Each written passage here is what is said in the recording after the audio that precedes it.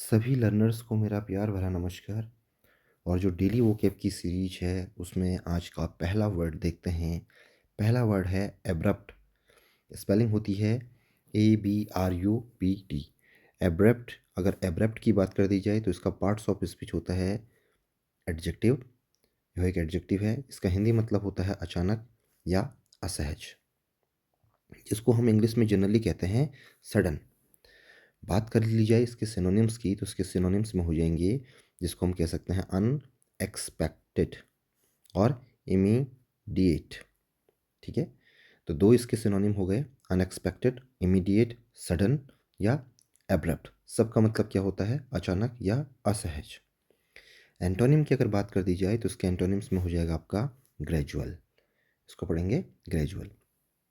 Example की बात कर लेते हैं तो एग्जाम्पल हो जाएगा इसका his abrupt departure surprised everyone. उसका अचानक जाना सभी को हैरान कर गया। ठीक है, तो आगे चलते हैं और नेक्स्ट वर्ड को देखते हैं। नेक्स्ट वर्ड की बात कर लेते हैं तो नेक्स्ट जो वर्ड है वो है बोल्ड। बोल्ड की अगर बात कर दी जाए तो इसका जो पार्ट्स ऑफ स्पीच होता है वो एक एडजेक्टिव है और इसका हिंदी मतलब होता है साहसी या निडर, जिसको हम ब्रेव कहते हैं। सिनोनिम्स की अगर बात कर दी जाए तो उसके सिनोनिम्स में हो जाएगा आपका फियरलेस या डेयरिंग। एंटोनिम की अगर बात करें तो इसका एंटोनिम हो जाता है टिमिड। टिमिड माने डरपोक। एक एग्जांपल के माध्यम से इसको और बेहतर तरीके से समझने की कोशिश करते हैं। हर bold decision changed the entire situation. उसके साहसी निर्णय ने पूरी स्थिति बदल दी। तो ये वर्ड था बोल्ड।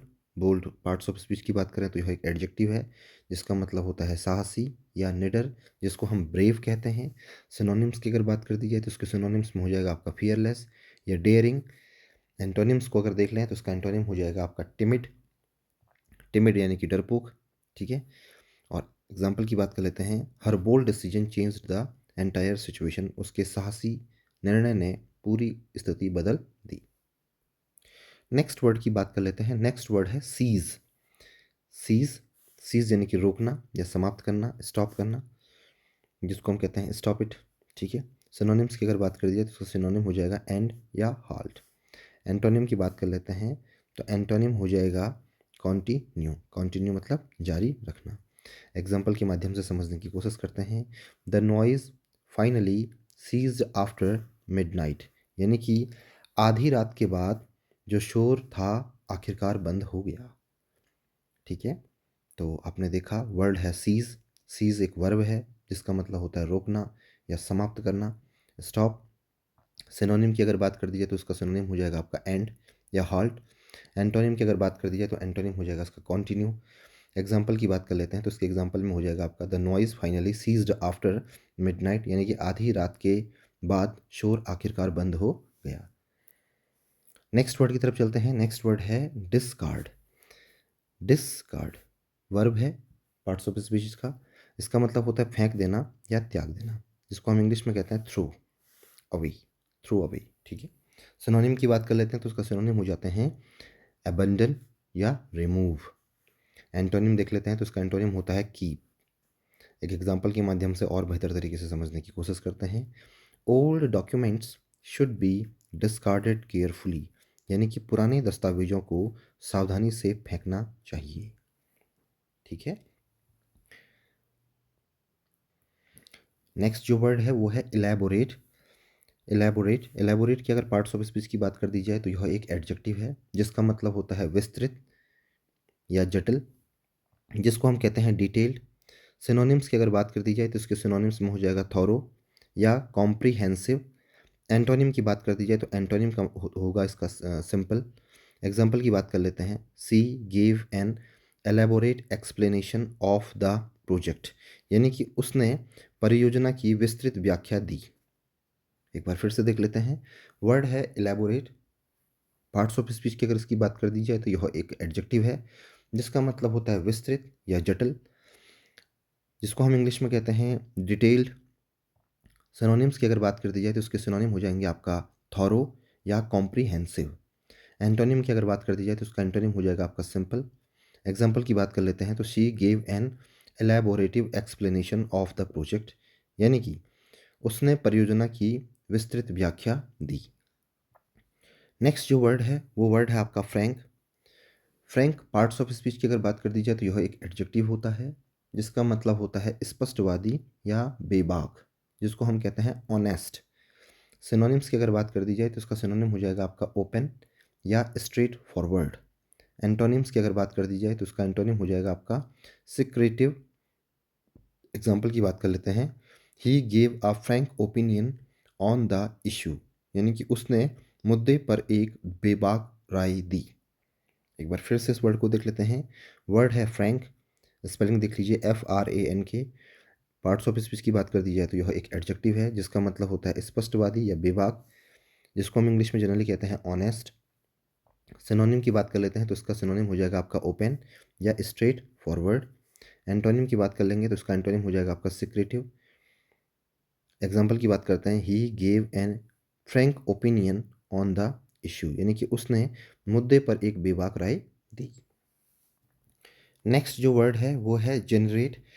जनरेट की अगर बात कर दी जाए तो यह एक वर्ब है जिसका मतलब होता है उत्पन्न करना या बनाना, जिसको हम इंग्लिश में जनरली कहते हैं प्रोड्यूस। सिनोनिम की अगर बात करें इसकी तो इसका सिनोनिम हो जाएंगे क्रिएट या डेवलप। एंटोनिम की अगर बात कर दी जाए तो इसके एंटोनिम हो जाएंगे डिस्ट्रॉय। और एग्जाम्पल के माध्यम से इसको समझने की कोशिश करते हैं। Solar panels generate clean energy, यानी कि सोलर पैनल स्वच्छ ऊर्जा उत्पन्न करते हैं। एक एग्जाम्पल की बात एक बार फिर से इस वर्ड को देख लेते हैं। जनरेट वर्ड है, पार्ट्स ऑफ स्पीच है इसका वर्ब, जिसका मतलब होता है उत्पन्न करना या बनाना। प्रोड्यूस हम इसको कहते हैं। सिनोनिम्स की अगर बात कर दी जाए तो उसके सिनोनिम हो जाएगा आपका क्रिएट या डेवलप। एंटोनिम की अगर बात कर दी जाए तो एंटोनिम हो जाएगा इसका डिस्ट्रॉय। एग्जाम्पल की बात कर लेते हैं। Solar panels generate clean energy, यानी कि सोलर पैनल स्वच्छ ऊर्जा उत्पन्न करते हैं। नेक्स्ट वर्ड पर चलते हैं और नेक्स्ट वर्ड है होस्टाइल। होस्टाइल की अगर बात कर दी जाए तो यह एक पार्ट्स ऑफ स्पीच का एडजेक्टिव होगा जिसका मतलब होता है शत्रुतापूर्ण या प्रतिकूल, जिसको हम कहते हैं अनफ्रेंडली। और सिनोनिम्स की अगर बात कर दी जाए तो उसके सिनोनिम्स में हो जाएगा आपका एग्रेसिव या एंटागोनिस्टिक। इसका जो एंटोनिम हो जाएगा वो हो जाएगा फ्रेंडली। और एग्जाम्पल देखते हैं। The environment became hostile during the debate, यानी कि बहस के दौरान जो माहौल था वो शत्रुतापूर्ण हो गया। एक बार फिर से इस वर्ड को देख लेते हैं। वर्ड है आपका होस्टाइल। पार्ट्स ऑफ स्पीच की बात करी जाए तो यह एक एडजेक्टिव है जिसका मतलब होता है शत्रुतापूर्ण या प्रतिकूल, जिसको हम कहते हैं अनफ्रेंडली। एंटोनिम्स सिनोनिम्स की अगर बात कर दी जाए इसके तो सिनोनिम में हो जाएंगे इसका एग्रेसिव या एंटागोनिस्टिक। एंटोनिम्स की अगर बात कर दी जाए तो इसका एंटोनिम हो जाएगा आपका फ्रेंडली। एग्जाम्पल देख लेते हैं। The environment became hostile during the debate, यानी कि बहस के दौरान माहौल शत्रुतापूर्ण हो गया। नेक्स्ट वर्ड है इमिटेट। पार्ट्स ऑफ स्पीच की अगर बात कर दी जाए तो यह एक वर्ब है जिसका मतलब होता है नकल करना या अनुकरण करना, जिसको हम कहते हैं कॉपी। सिनोनिम की अगर बात कर दी जाए तो उसका सिनोनिम हो जाएगा मिमिक या रेप्लिकेट। और एंटोनिम की अगर बात कर दी जाए तो उसका एंटोनिम हो जाएगा आपका ओरिजिनेट। एक एग्जाम्पल के माध्यम से समझते हैं।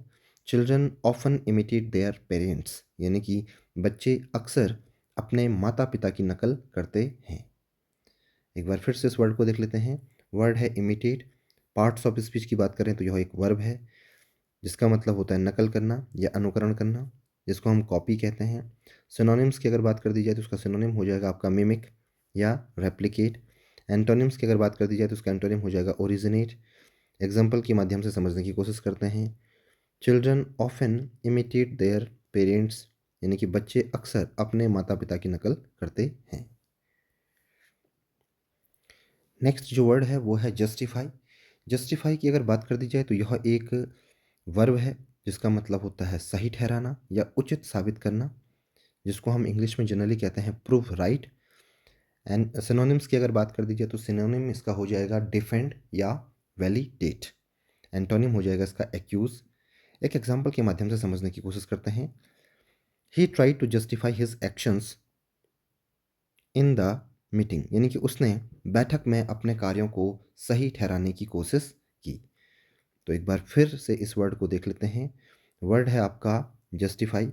पार्ट्स ऑफ स्पीच की बात कर दी जाए तो यह एक वर्ब है जिसका मतलब होता है सही ठहराना या उचित साबित करना, जिसको हम कहते हैं प्रूव राइट। सिनोनिम्स की अगर बात कर दी जाए तो उसका सिनोनिम हो जाएगा आपका डिफेंड या वैलिडेट। एंटोनिम की अगर बात कर दी जाए तो उसका एंटोनिम हो जाएगा एक्यूज। एग्जाम्पल के माध्यम से समझने की कोशिश करते हैं। He tried to justify his actions in meeting, यानी कि उसने बैठक में अपने कार्यों को सही ठहराने की कोशिश की। तो आज के लिए इतना ही। Thank you for watching.